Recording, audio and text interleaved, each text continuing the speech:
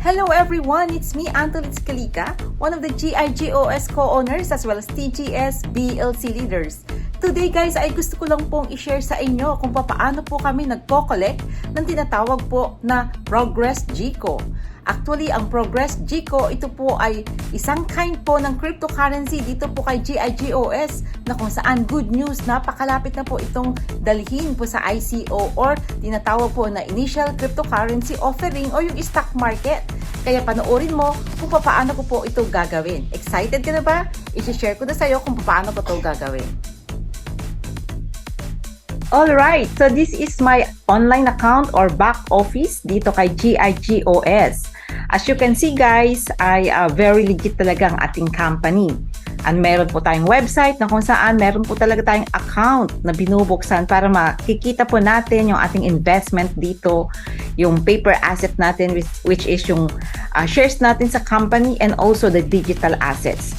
Now guys, ang gusto ko pong ipakita sa inyo kung paano po natin i-collect po yung mga digital assets po natin na tinatawag po na GCO Progress. Alright?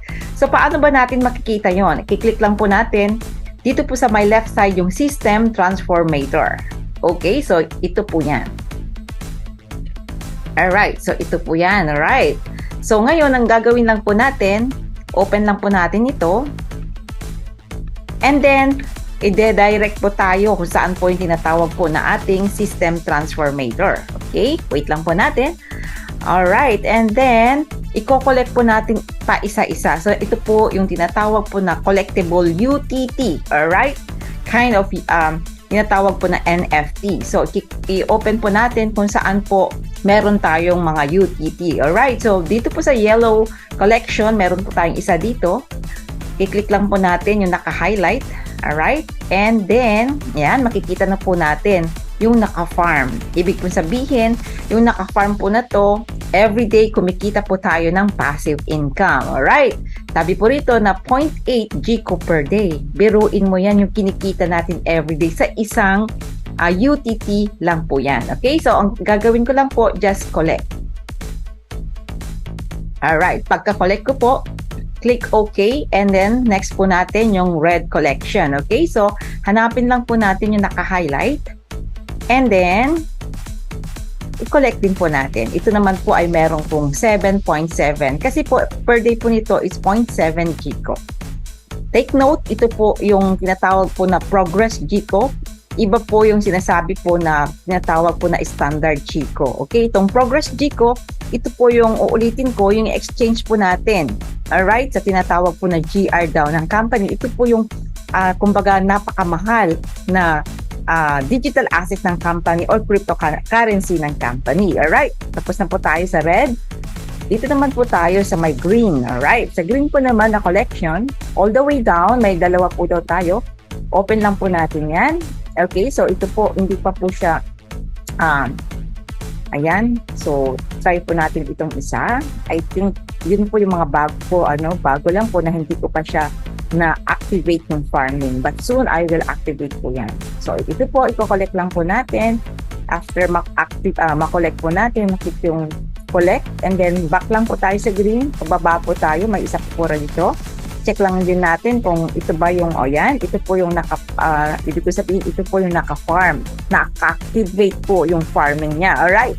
So, ito po naman is 0.7 GCO per day. Kukolect lang po natin. Ayan.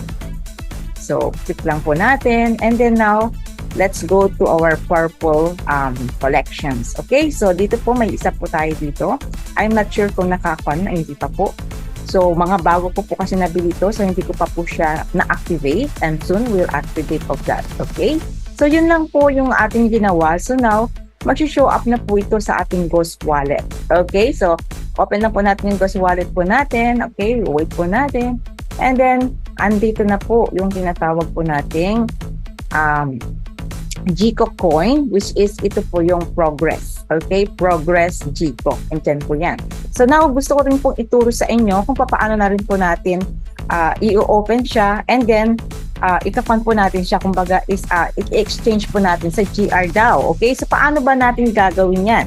First of all, open lang po natin ito, yung GRDAO. Alright? Open lang po natin yan. Pagka-open po natin, naka-direct po tayo dito. At syempre, sabi ko rito, as you can see guys, ang current price po ng 1 GR daw is 1,000 GCO. Okay? Okay, so now po guys, nakikita mo po dito sa aking account, sa back office natin, okay, sa panel board natin, meron po daw akong 32.40 na pwede pong i-exchange sa GR daw. So, pwede ko na pong gagawin yan, okay? So, ulitin ko, kailangan ka lang mag-click or open mo yung tinatawag po na GR daw. Pagkarating mo dito, all the way down, i-click na lang po natin dito yung GCO coin. Alright? Ilalagay po natin yung nakalagay sa itaas. Alright? So, that is 32.4. Right? So, 32.4. And then, i-exchange lang po natin. Kung i-exchange po natin yung 32.0, 32.40, I mean, meron po itong exchange na 0.09257,134. Yan po yung value doon po sa tinatawag na GR daw. Bakit ganun kaliit? Parang point. Kasi napakataas po talaga ang value po ng isang GR daw natin. Alright? Ngayon guys, i-exchange na po natin. Okay, click lang po yung exchange. Sabi niya, confirm the exchange operation. Okay. Alright. Okay, and sabi niya, the exchange has been successfully completed. Okay na po siya. Alright, so kikita mo rito, 0 na siya, okay? Wala na po siyang laman. So, pwede na po natin i-check ngayon yung ating Ghost Wallet. So, kiklik lang po natin yung bandang itaas. Mayroong Ghost Wallet dyan. Okay, and then wait lang na po natin. Makikita po natin yon dito po ngayon sa GR daw. Okay, as you can see guys, kumbaga, nag-return to 0 na po yung GCO progress ko.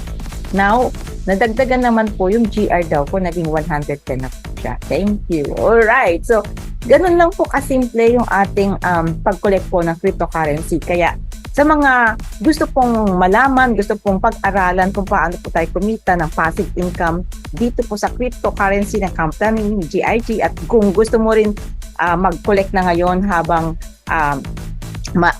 mura pa ang GR daw, mura pa ang GCO coin, kailangan is pag-aralan mo muna. Ngayon, I'm willing, at ang mga business partners ko na TGS PLC, they're willing to help you guys kung paano po magsimula ng ganitong active and passive income. So, that's it guys. It's me again, Antoinette Calica, one of the GIGOS co-owners, as well as TGS PLC leaders. See you in my inbox.